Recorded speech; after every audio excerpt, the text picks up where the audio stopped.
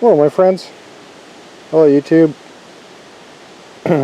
It's a beautiful evening, August 9th I believe, Sunday August 9th, maybe it's August 8th, it's a Sunday, I know that.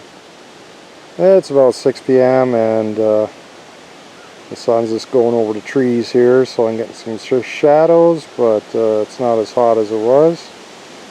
Kind of windy, so that might make for some interesting audio. I don't know, but yeah, I'm just harvesting some beets. I'm gonna be pickling what I'm pulling out today, maybe cooking some up for one meal, but harvesting them basically just for pickling. You can harvest beet greens. The leaf and the stalk are edible, and you can be pulling those off the beets at any time while they're growing, as long as you don't take them all. The little young ones, I've got some here I pulled off already. Here's little tiny ones. They're really tender. You can put them in salad, but once they get larger, they kind of rubbery almost, like latex, and you can boil them up. You can chop up these stems and fry them with some onions and some butter, salt and pepper, and then throw in the leaves with that, and it makes a really nice side dish, great for greens. And yeah, like again, you can anytime along the way the plant's growing, you can be pulling leaves off of it, as long as you don't take them all, right, within reason. Most of these leaves, as you can see, have holes all through them. I got a bad slug problem this year. Lots of rain, maybe 10 days without rain so far. And that was just in the last 2 weeks.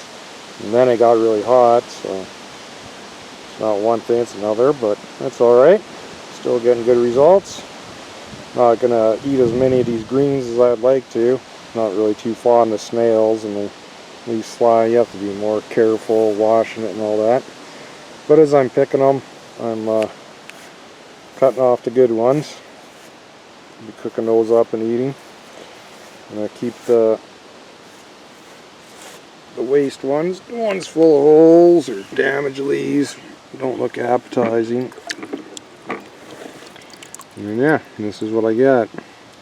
So, because I'm going to be pickling these, I've cut off the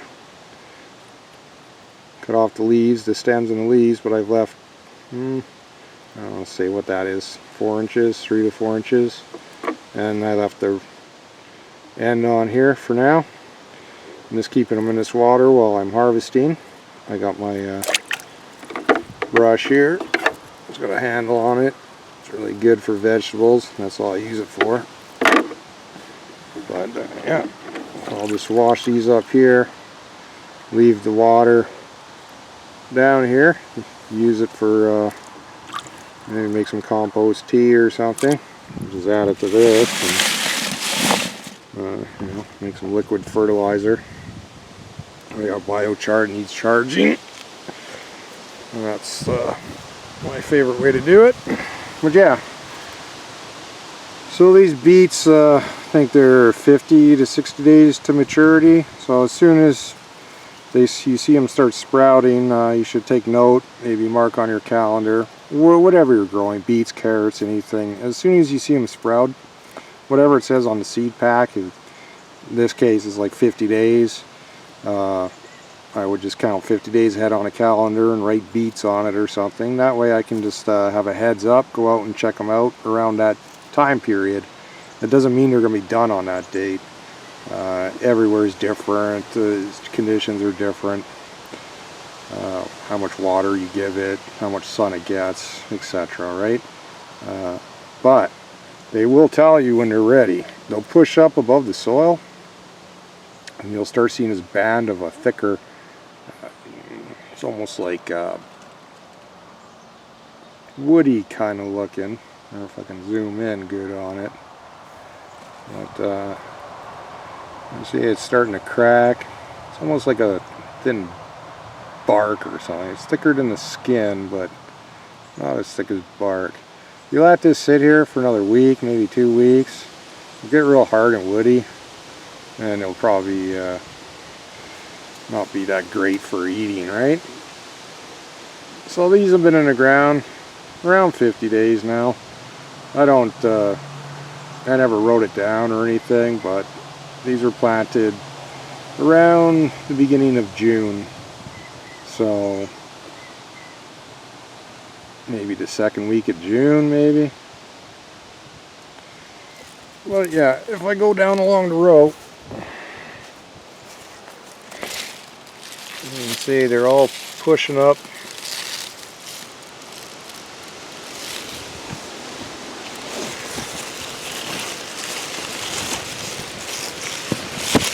They're all coming up above the ground.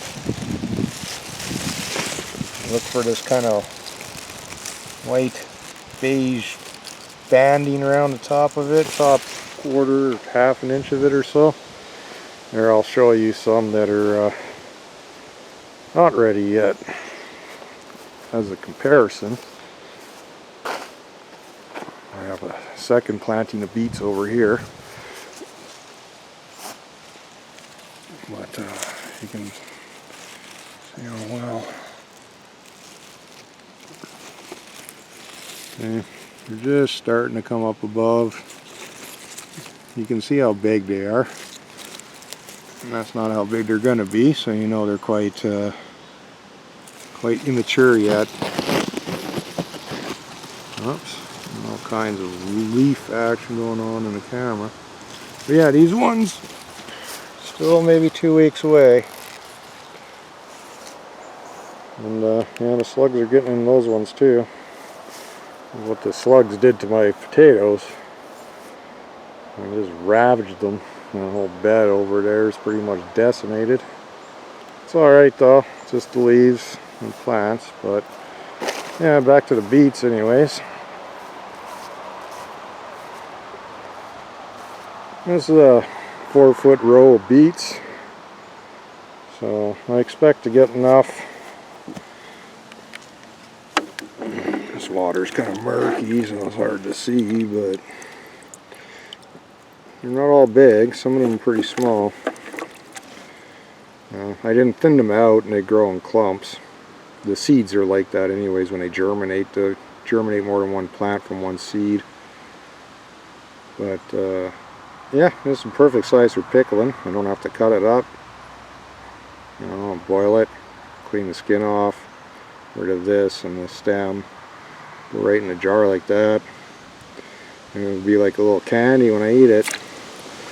But I should get about maybe a dozen 500 milliliter mason jars. So about 6 liters of pickled beets. Come on. That would be my optimistic goal. Whatever I get, I'm happy with. But yeah, there you go. Yeah, I'll show you what they look like coming up.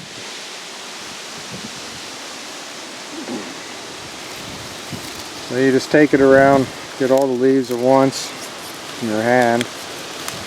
Graft it. You can even, because they stick up above the soil, twist it a bit. And that's what you get. You can cut this off, leave a bit of it. The reason you leave this on, and you leave a bit of the stems on here, above the root, is when you boil it, you're going to boil out a lot of the color of it, right?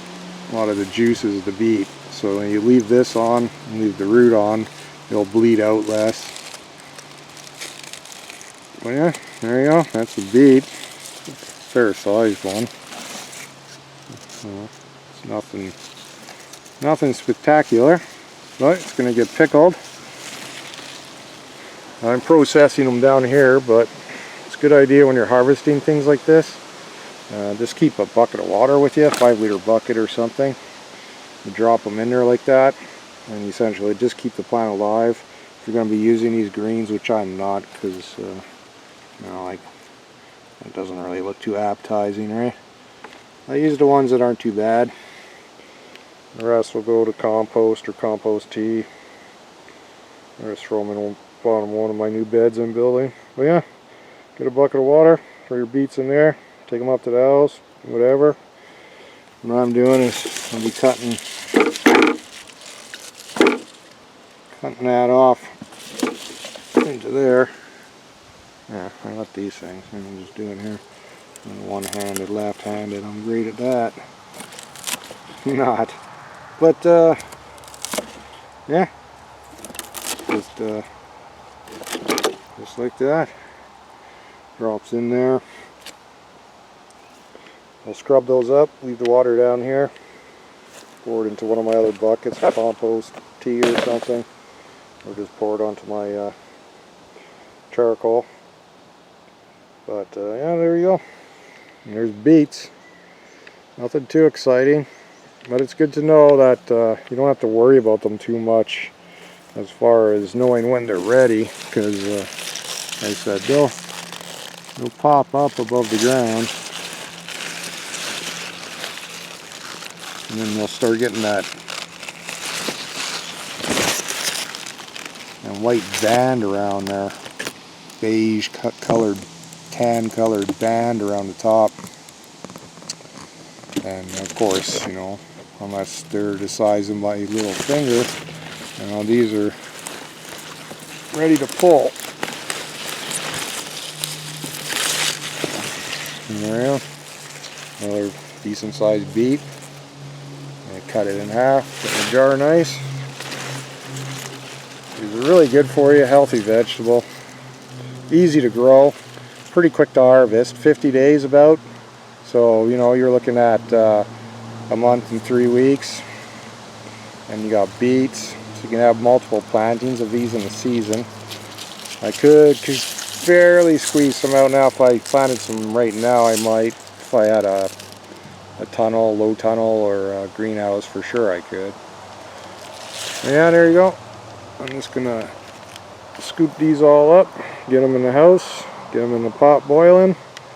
I'll have them canned in an hour or two from now, and yeah, I'll have pickled candied beets all winter. I hope I have enough. But thanks for watching, and yeah, please subscribe. I'll show you how to grow an abundance of organic vegetables with you know, very low input. I don't spend any money on fertilizers or composts or anything to add to the garden, and I use what's on hand. Real easy things: grass and leaf mulch primarily. Use the weeds and some rainwater. You can make yourself some compost tea. Right here I'll just use this wastewater, mix it in there, away I go. Yeah, I talk too much. Have yourselves a great day wherever you are, whenever you see this. Peace.